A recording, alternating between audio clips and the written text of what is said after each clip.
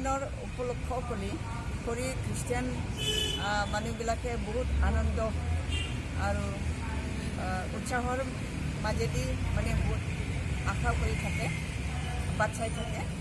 আজি সেই দিনটো আজি আমি পাইছোঁ। আজিৰ দিনটোত যোৱাকালি ৰাতিতে যীশুখ্ৰীষ্টৰ জন্ম হোৱা বুলি ধাৰণা হৈছিল খ্ৰীষ্টান মানুহবিলাকে, পুৰোহিতবিলাকে। সেইকাৰণে যোৱা ৰাতিতে ৰাতিত মানে তেওঁৰ জন্মৰ দিনত আমি যোৱাকালি ৰাতিতে পূজা কৰিলোঁ।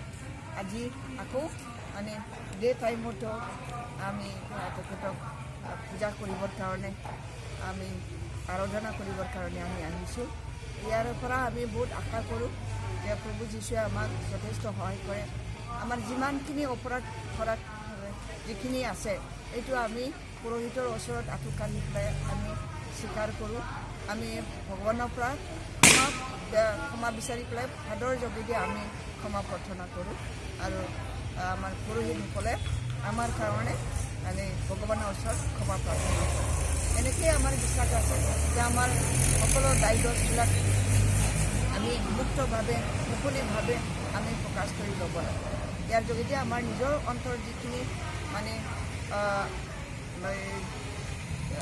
আমাৰ মনটো যেতিয়া কিবা এটা কৰি পেলাই আন্ধাৰ হৈ থাকে, সেই কিবাটো অন্ধকাৰটো আমি ফাদাৰৰ ওচৰত আঁঠু কাঢ়ি পেলাই ভগৱানৰ ওচৰলৈ ক্ষমা প্ৰাৰ্থনা কৰাৰ লগে লগে আমাৰ অন্তৰত যিখিনি অন্ধকাৰ সেইটো দূৰ হৈ যায়। আৰু ইয়াৰ যোগেদি আমি গোটেই পৃথিৱীত শান্তি যাতে আহে তাৰ কাৰণে আমি প্ৰাৰ্থনা কৰোঁ।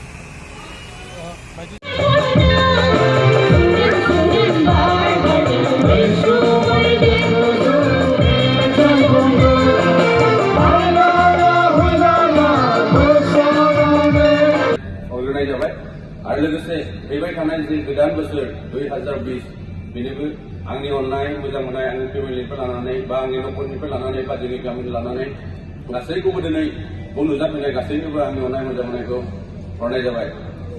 आं गोबाव जाबायमोन जे बे आंनि मण्डलियाव फैयैया, मानो होनबा बेबायदिनो गोबां जोङो निउस बानायनांगौ जायो सम बेखायनो टाइमानो मिलाया जायो। बेखायनो फैनो मोनामोन। दिनैहाय जोबोद गोजोननाय मोन्दों।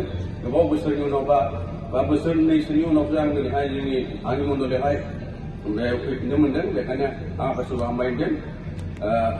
दिनैहाय आं नुबाय गासैखौबो, आं बयखौबो मोजां गोजोननाय मोन्दों नुनानै। दसे थानानै जोङो बाख्नायगोन, रंजागोन, इसोरखौ गौरब खालामगोन। आरो जोंनि जे कलिगसफोर फैदों दिनैहाय जे मिडिया पार्सनफोर, आं बयखौबो आंनि गामियाव फैनायनि थाखाय, आंनि मण्डलियाव फैनायनि थाखाय आरो खनसेबाव आं नोंसोरखौ बयखौबो आंनि गोजोननाय अननायखौ जासिबाय आरो वेलकाम खालामबाय। थेंक इउ सै।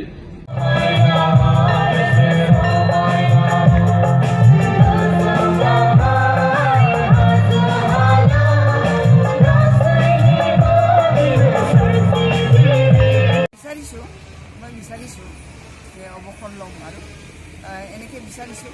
কিন্তু ৰাইজে যেনেকৈ কয় তেনেকৈ মই চলিব লাগিব। গতিকে ইয়াৰ লগত মানে ঈশ্বৰৰ ইচ্ছাও আছে যে ঈশ্বৰে যদি মোৰ পৰা আকৌ বিচাৰে, মানে কৰ্ম কৰাটো বিচাৰে, তেতিয়াহ'লে নিশ্চয় মই আকৌ থিয় দিব লাগিব। এইটোৱে মই বিশ্বাস কৰোঁ।